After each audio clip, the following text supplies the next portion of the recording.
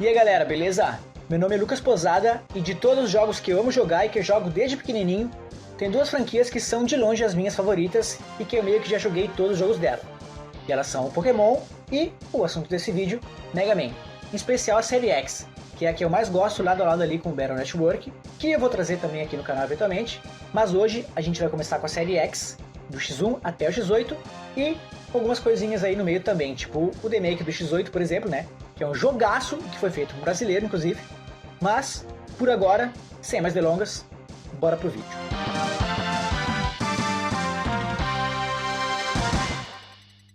A história da série X começa com uma mensagem do Dr. Light, falando sobre o X, que é o primeiro de uma nova geração de robôs que possui a habilidade de pensar, sentir e tomar suas próprias decisões, ou seja, o livre-arbítrio. Esses robôs são chamados de Reploids e o X é o protótipo deles todos. Nessa mensagem, Dr. Light explica que vão ser necessários aproximadamente 30 anos para o diagnóstico confirmar se é seguro para o X funcionar conforme esperado e que ele, o Dr. Light, provavelmente não vai estar vivo para ver isso acontecer, e que também não tem ninguém que possa continuar o trabalho dele. É por isso que ele decidiu selar a cápsula até que o diagnóstico seja concluído e pede para que quem achar ela não ative o X antes desse tempo. Essa mensagem é lida pelo Dr. Ken, no século 21 XX, um século depois dos acontecimentos da linha clássica. Dr. Ken é um arqueólogo que descobriu o laboratório do Dr. Light e a cápsula com o X, e a partir dela desenvolveu os primeiros Reploids, incluindo o Sigma, que é o capitão dos Maverick Hunters, que são basicamente a polícia desse mundo, né, para capturar e ou destruir os Reploids que se tornam Mavericks, que são os Reploids que se rebelam contra a humanidade. E esse Sigma, que era o líder dos Maverick Hunters, acaba se tornando um Maverick também, e é aí que a história ativamente começa. O X é enviado para Central Highway para lidar com o ataque Maverick, em que ele acaba enfrentando e sendo derrotado pelo Vaio, que também era um Maverick Hunter e que usa uma armadura de combate extremamente poderosa que o X não consegue nem fazer um arranhãozinho sequer. O Vaio capturou o X e depois de xingar até a mãe, ele se prepara para destruí-lo, mas é aí que um dos personagens mais foda de toda essa franquia entra em cena com uma das introduções mais fodas que eu já vi na minha vida, o Zero.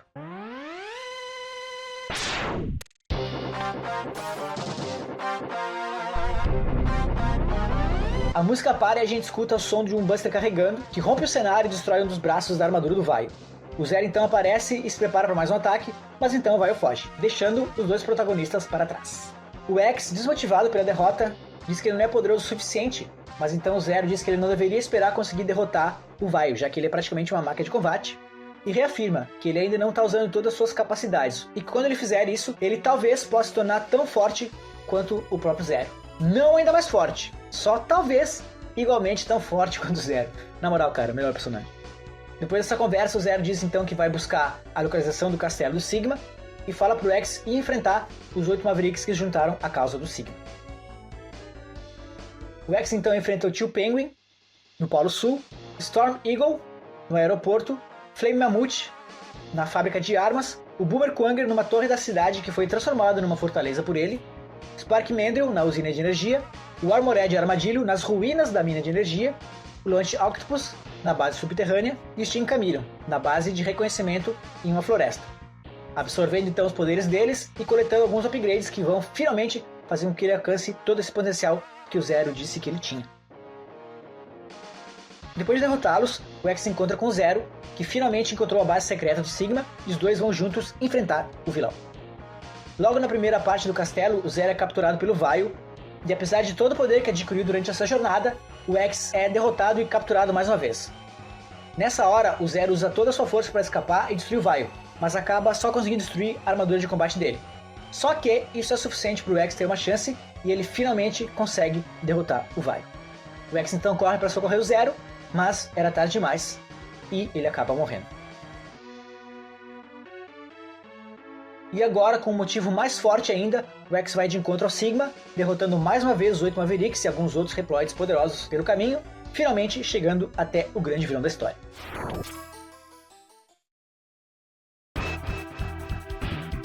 O Sigma chama o X de traidor e deixa o seu cachorro lidar com ele, dizendo que se por acaso ele conseguir vencer, então ele mesmo vai destruir o X. O X derrota o Velguarder e depois de uma batalha frenética, destrói também o seu antigo líder, e agora idealizador desse ataque criminoso contra a humanidade. Porém, o Sigma ainda tinha uma carta na manga e entra em um mecha gigantesco, onde somente a sua cabeça pode receber dano. Depois de uma luta acirrada e chegando ao seu limite, o X finalmente consegue derrotar de uma vez por todas o vilão, que se pergunta por que o X fez isso, por que ele está indo contra a sua raça, que são os Reploids, e que o Sigma é o único capaz de levar os Reploids para uma vida digna, onde eles não precisam responder à humanidade.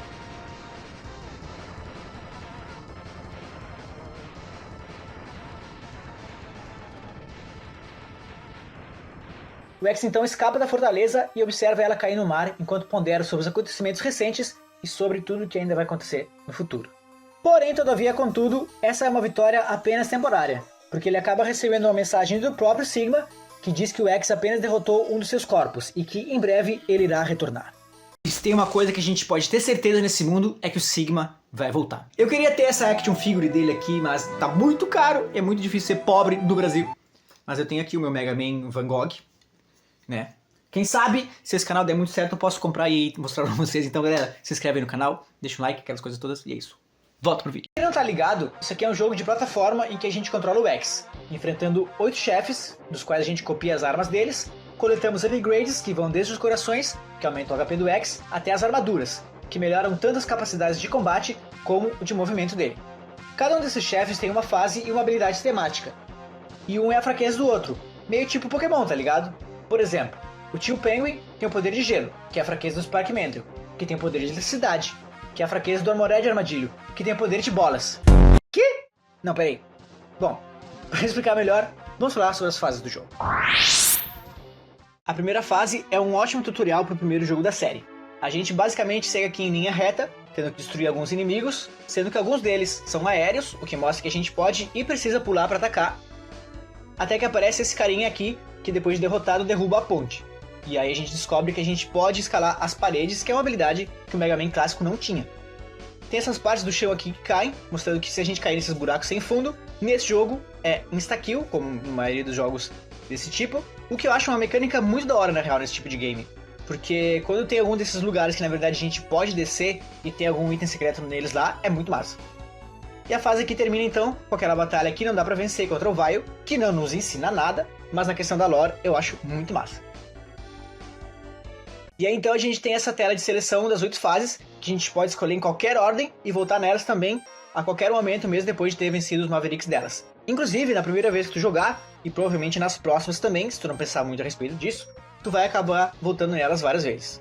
E foi pensando nisso que eu bolei a rota ideal, que vai gerar o menor backtracking possível, para que tu possa e precise entrar só uma vez em cada fase, com exceção de 2, que daqui a pouquinho eu já explico para vocês. Então, a rota fica assim. Começa no tio Penguin, onde a gente pega o Dash, aí a gente vai para a fase do Storm Eagle, onde lá a gente pega o coração, o subtank e a parte da capacete da armadura. Depois a gente vai para a fase do Flame Mammoth, onde a gente pega o coração, o subtank e também, agora com o Dash e com o capacete, o Buster. Aí com a arma do Flame Mammoth a gente volta pro tio Penguin para conseguir o coração. E então a gente vai para a fase do Boomer Kuwanger, onde a gente consegue o coração e com a arma dele, na fase do Spark Mandrill, a gente consegue o subtank e também mais um coração. Daí então a gente vai para a fase do Armored Armadilho, onde a gente consegue mais um coração e subtank. Vai para a fase do Lunch Octopus, que só tem um coração. E por fim então, finalmente, na fase do Team Chameleon, a gente pega o coração e a última parte da armadura. Depois então de ter coletado todos os upgrades, a gente ainda volta para a fase do Armored Armadilho, que lá vai ter uma arma secreta. Com essa rota a gente consegue a primeira peça de armadura e a mais fundamental, o Dash, ali na fase do tio Penguin, e depois só precisa voltar para pegar o coração depois que a gente derrotar o Flame Mammoth. Se tu ignorar o Buster na fase do Flame Mammoth, já que a gente consegue ele obrigatoriamente de qualquer forma mais pra frente, ainda assim a gente precisa do Dash para poder pegar o subtank, e a gente vai precisar do Dash também na fase do Storm Eagle para pegar o coração. Então a gente meio que ia ter que voltar lá de qualquer forma. Eu sempre joguei indo pro Penguin primeiro, eu acho que todo mundo faz assim, né? E depois eu ia pro Eagle e pro Spark Mandrill. Mas então, pensando em como otimizar o meu tempo, eu acabei surgindo com essa rota. Mas eu quero saber de vocês também, qual a rota que vocês costumam fazer aqui no jogo? Deixa aí nos comentários. Bueno, agora que nós temos as rotas definidas, vamos falar de cada uma dessas fases, começando então pelo tio Penguin.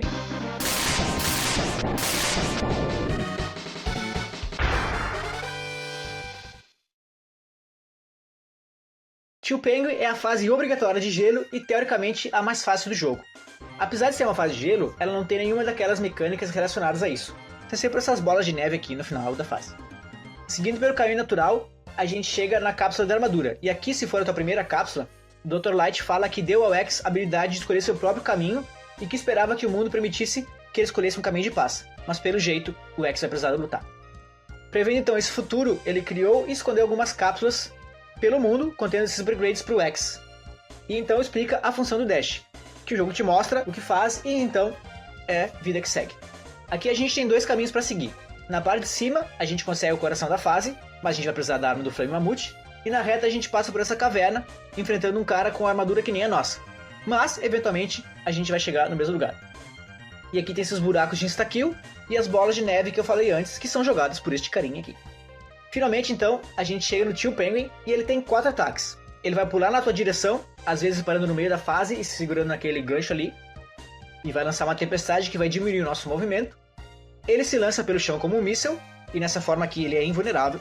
Tem esse ataque aqui, que ele sopra e cria 2 bonecos de gelo, iguais a ele.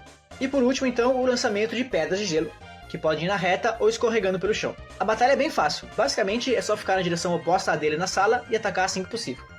Depois de vencer, a gente ganha o Shotgun Ice, que lança uma pedra de gelo que se quebra quando bate na parede e lança mais 3 projéteis na direção oposta.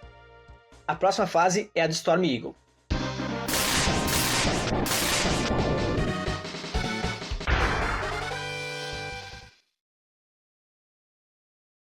Essa aqui é a fase que eu menos gosto do jogo, mas ainda assim é muito divertida de jogar. Ela se passa no aeroporto e acaba em cima do Death Hogmar, que é a aeronave onde o Vile saiu lá na primeira fase do jogo.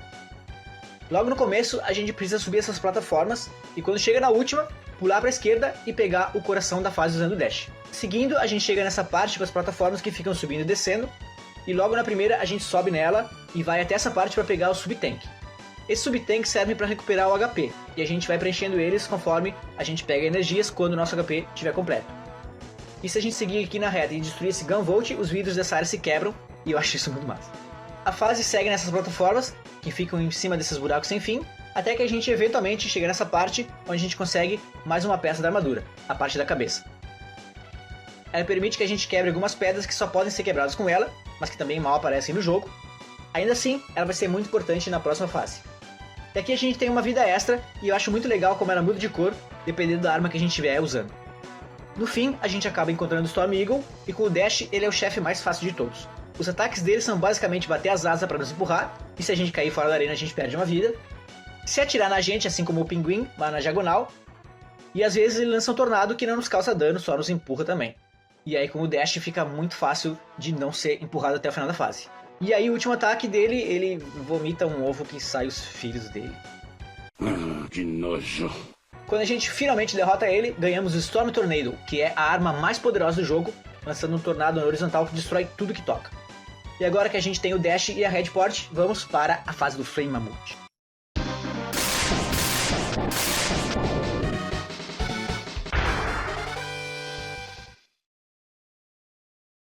Essa é uma das fases que é afetada quando a gente vence outra antes. Aqui, se a gente vier antes de derrotar o Tio Penguin, a fase tem essa lava no chão, que causa muito dano e é praticamente impossível de conseguir o coração dela. Mas como a gente derrotou o Tio Pinguim primeiro, agora a lava derreteu e dá pra ver o gelo aqui no chão da fase. Até essa duração é menor aqui por causa disso. E esses detalhes são que fazem do X1 um dos meus jogos favoritos da série. Mas, seguindo a fase, essa aqui já é um pouco mais complexa do que as duas que a gente enfrentou até agora, não sendo só seguir em frente chegando no boss. Depois da gente cair nesse buraco aqui, chegamos nessa parte com as pedras que só podem ser quebradas com a Headport, e que só conseguimos alcançar usando o Dash. Além disso, sem ter derrotado o Tio Penguin, a lava tem essas torres de fogo aqui que destroem partes da plataforma. Para chegar nessa parte, então, é preciso dar um pulo muito preciso, praticamente pixel perfect, usando o Dash. E se tu não apertar o botão do pulo rápido o suficiente e acabar caindo depois de ter destruído a primeira pedra, não dá mais para subir aqui e aí tu vai ter que resetar a fase. Mas depois de subir, a gente consegue o upgrade do Buster, que além de nos dar mais um nível do tiro carregado, permite também que a gente consiga carregar as armas dos chefes. Seguindo em frente então, a gente consegue o coração, que agora é fácil de pegar por causa do gelo, e do outro lado, subindo aqui pelas plataformas, a gente consegue mais o Sub-Tank. Depois disso, a fase tem mais uma área diferente das outras, com esses canos aqui que ficam pingando o óleo quente, e então é hora de enfrentar o Flame Mammoth. A arena dele, assim como a do Storm Eagle, é diferente das outras, com essa esteira que fica nos puxando e que ele muda de direção às vezes. Apesar disso, ele é um dos chefes mais fáceis e só tem 2 ataques praticamente. Ele fica pulando e se tu estiver no chão quando ele cai, o X fica paralisado por um tempo, e ele lança essas bolinhas de fogo aqui, que se tocarem nas poças de óleo, que ele lança também, cria uma torre de fogo, o que não aconteceu durante essa luta aqui, então vocês vão ter que acreditar em mim. Aqui a gente pode finalmente então usar uma das fraquezas, que a dele é a arma do Storm Eagle, que causa muito dano. Depois de uma luta pulando pra lá e pra cá, a gente derrota o elefantão e conseguimos o Fire Wave. Essa arma é um lança-chamas que só para quando a gente larga o botão ou quando a energia acabar. Mas, como nós temos o Buster da armadura agora, quando a gente chega no nível máximo, o lança-chamas para e quando a gente larga o botão, sai essa trilha de fogo. Com a arma de fogo, então, a gente volta na fase do Tio Penguin e finalmente consegue o coração daqui. Agora é hora de enfrentar o Boomerang.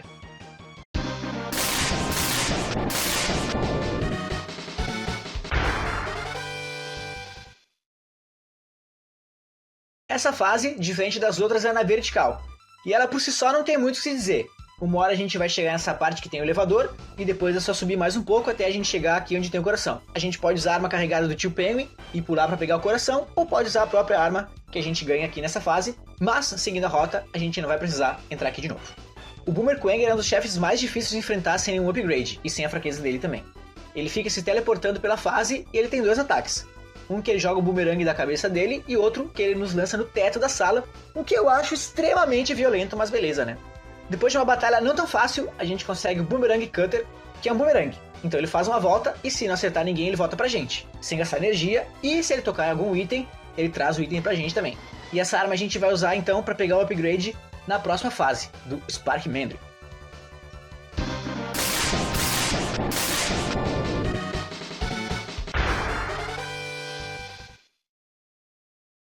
Essa fase muda caso a gente tenha derrotado o Storm Eagle antes de vir aqui. Os destroços do Death Hogmer caem aqui na usina elétrica e essa parte daqui do começo fica sem energia. Então, além da escuridão, a gente não vai precisar se preocupar com essas bolas de eletricidade que causam dano. Nessa parte aqui, a gente usa a arma do Boomerang, que é a única forma de conseguir o subtanque. Seguindo então a fase, tem essas partes escuras com os buracos sem fundo, e esses desgraçados que aparecem do nada e podem muito facilmente te derrubar, então tomem muito cuidado.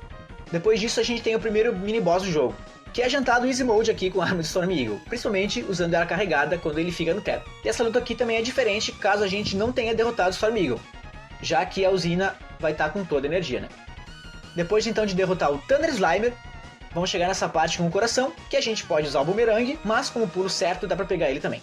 A fase segue, a gente passa por mais uma área com esses buracos e os Rotarium, que por sinal faz muito sentido que o nome deles soe como otários. Estão prontinho para nos fazer perder uma vida. Mas finalmente então a gente chega no Spark Mandrill, que é um pobre coitado, com a fraqueza dele. Mas antes da gente fazer o macacão elétrico passar vergonha, ele tem esses três ataques. Ele vai dar um soco no chão, que lança essas orbes de eletricidade, ele pode subir no teto e vir na nossa direção para cair em cima da gente, e por fim, esse soco voador. E então, depois dessa batalha super complexa, a gente consegue o Electric Spark, que tem um dos tiros carregados mais da hora do jogo. E com o poder de eletricidade em mãos, vamos para as ruínas da mina de energia.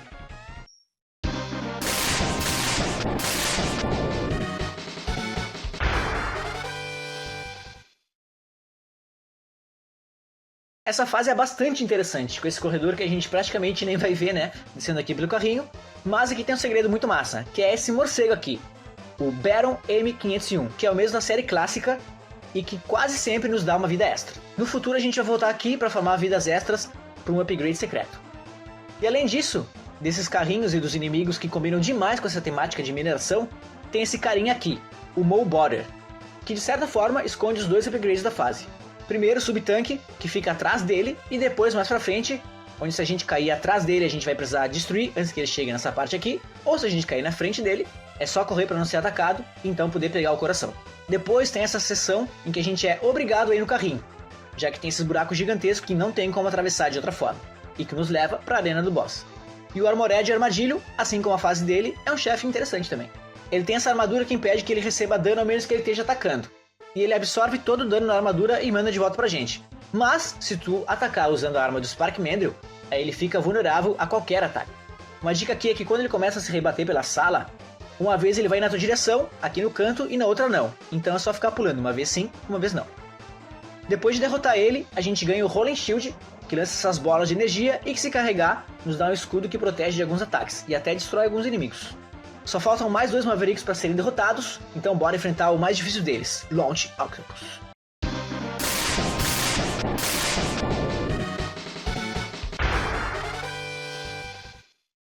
A fase do Lunch Octopus é bem simples, ela é praticamente toda embaixo d'água, com aquela mecânica clássica de gravidade de fase embaixo d'água, e a gente enfrenta 2 vezes esse mini boss, uma com o chão normal e outra com 2 buracos com espinhos, que se tu for eu, vai acabar caindo pelo menos uma vez.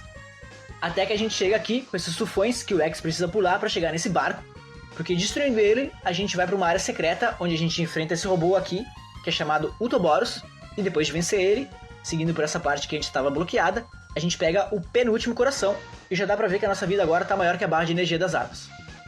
Voltando pro caminho normal, a gente precisa enfrentar mais um Utoboros. E então, depois de ser engolido por esses peixes aqui, a gente enfrenta o Lunch Octopus, que é cheio de marra e diz que a gente vai perder. E eu vou ser bem sincero com vocês, se não fosse por pelo menos o dash, eu diria que ele tá certíssimo. Ele tem basicamente 3 ataques. Um lançamento de mísseis, esse mesmo ataque, só que agora carregado, e o redemoinho que te puxa e se te pegar, ele vai sugar teu HP. E é bem difícil escapar disso tudo sem a velocidade do dash. Uma coisa interessante também é que se tu usar o boomerang nele algumas vezes, a gente consegue cortar os braços dele. E mais uma vez eu digo, são esses detalhes que fazem esse jogo ser tão especial. Derrotando o Lunch Octopus, nós ganhamos Homing Torpedo, uma das melhores armas do jogo. Finalmente então, vamos enfrentar o último Maverick e pegar os últimos upgrades na fase do Sting Chameleon.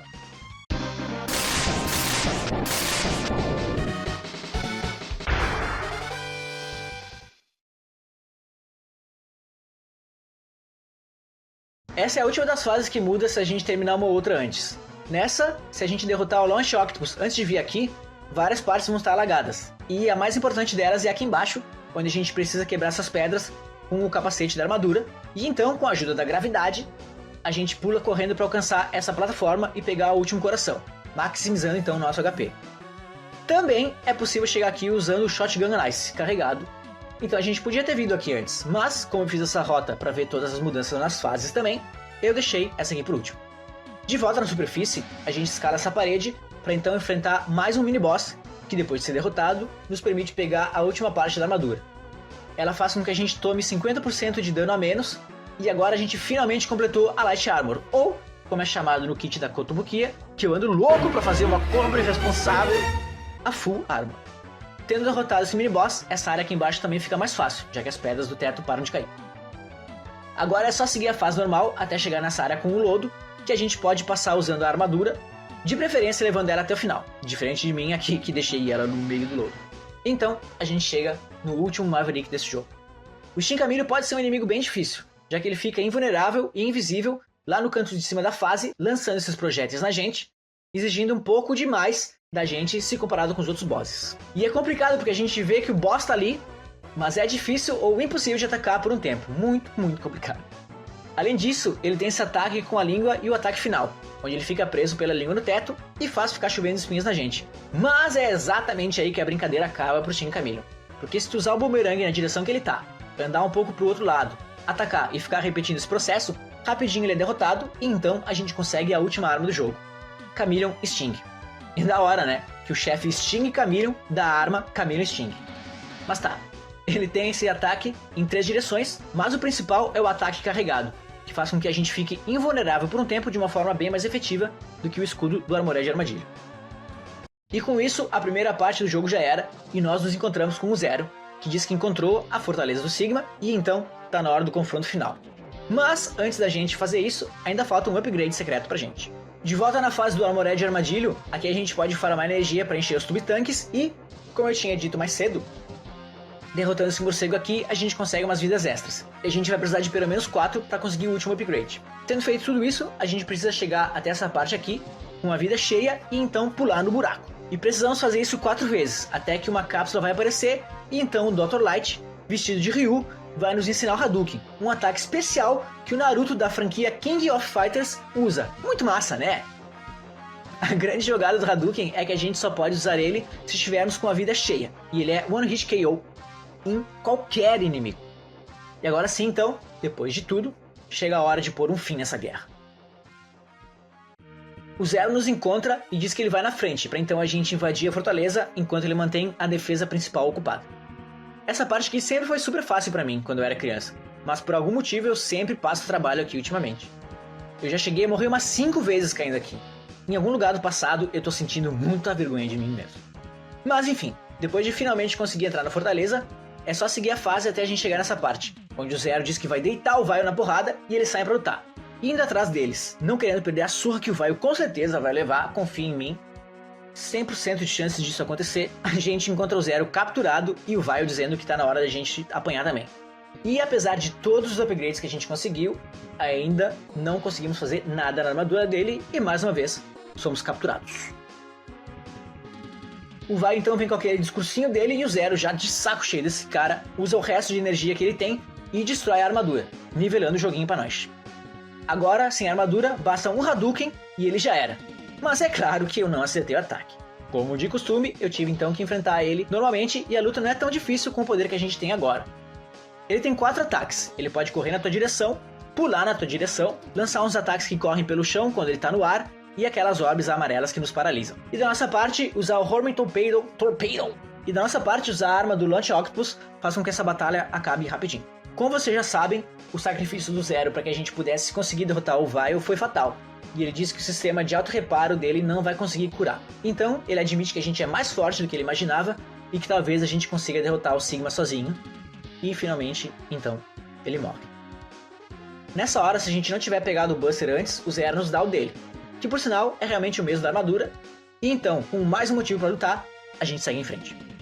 Seguindo pela fase, a gente chega nessa arena e precisamos enfrentar o Boomer Kuwanger mais uma vez, que agora é super fácil, já que a gente tem a fraqueza dele. O chefe final dessa fase é essa aranha gigantesca chamada Boss Spider, que é jantado pelo Hadouken, mas como sou eu jogando, eu tomo um dano dela antes de poder usar o Hadouken. Mas também eu nunca vi ela lançar essas aranhazinhas logo no começo da luta, então dessa vez eu não vou carregar a culpa. Os ataques dela são basicamente lançar as aranhas e vir correndo por essas cordas, ficando cada vez mais rápida conforme o dano que ela vai tomando. Mas, eventualmente ela é derrotada, então passamos para a segunda parte da fortaleza. Essas duas fases aqui são basicamente um boss rush, só que são muito mais interessantes do que os próximos boss rushes, já que aqui é literalmente uma fase. Mas depois então de reenfrentar os outros Mavericks que faltavam, testar as fraquezas que a gente não tinha visto até agora, e tentar acertar pelo menos um Hadouken, a gente enfrenta o Hangda Bangda.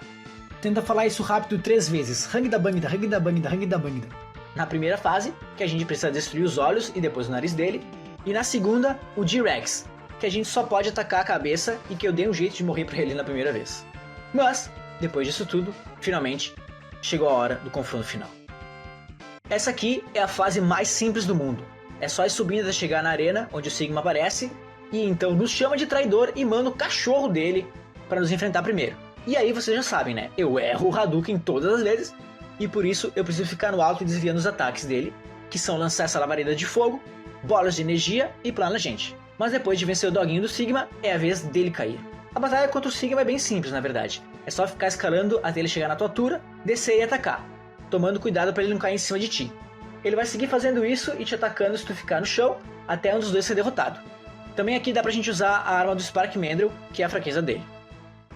Tendo derrotado o líder da Revolução dos Mavericks, a gente vai para a última fase dele e teoricamente a mais difícil do jogo, já que o único lugar que a gente pode causar dano é naquele pedacinho minúsculo ali, onde fica a cabeça dele, e só com o Buster carregado no máximo. Além disso, a gente precisa ficar em cima das mãos dele, que ficam se mexendo, né, às vezes aleatoriamente, e com a outra mão vindo várias vezes na tua direção, o que pode te tirar da plataforma, e a própria mão onde a gente fica tem esse ataque de raio também, então não dá pra ficar muito confortável ali no meio.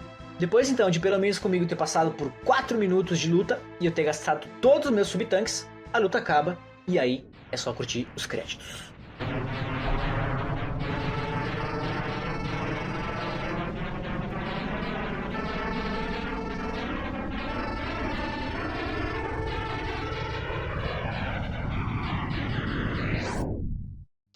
Esse jogo aqui é simplesmente icônico demais pra mim. É um dos jogos que eu joguei durante a minha vida inteira, desde quando eu era criança, e tinha que alugar a fita lá no Beleza, que é onde a gente alugava os jogos aqui na minha cidade, até depois jogando nos emuladores e eventualmente, hoje em dia, na Legacy Collection aqui nos meus Switches. E Mega Man em geral é uma franquia que eu amo demais. Eu tive várias action figures que infelizmente, de um jeito ou de outro, eu acabei perdendo. Hoje eu tento colecionar os kits da Kotobukiya, mas infelizmente eles são caros demais para poder comprar todos e poder comprar também meio que direto. Mas volta e meia eu esqueço que eu sou pobre e acabo comprando um. Inclusive eu tô de olho na nova action figure do Zero, que vai sair agora em fevereiro. Outra coisa que eu amo em especial nesse jogo aqui é a trilha sonora. Enquanto que nos próximos, cada vez mais as músicas vão ficando tipo música de videogame mesmo, As do X1 são basicamente um instrumental de rock progressivo que eu escuto direto, porque tipo, olha isso aqui, cara.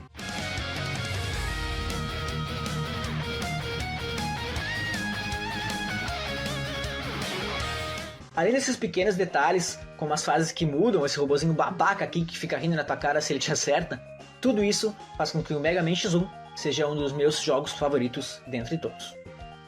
E é isso aí, galera, esse foi o vídeo de hoje. O próximo vai ser, obviamente, sobre o X2, e como ele é uma sequência boa, mas não é uma sequência muito inovadora desse jogo aqui. Até lá, eu espero que vocês tenham gostado desse vídeo aqui, e aquela coisa sempre, né, gente? Por favor, se vocês gostaram, deixa o like aqui no vídeo e te inscreve aqui no canal, inclusive até para vocês poderem acompanhar o resto aqui dessa série, né? Como eu já falei lá no começo, eu vou trazer até o X8, vou trazer umas coisas diferentes, outros jogos de Mega Man e outros conteúdos, enfim, gerais aqui no canal, que eu espero que vocês gostem. Então, mais uma vez, por favor, se inscreva aqui no canal e eu vejo vocês, então, no próximo vídeo. Um abraço e tchau!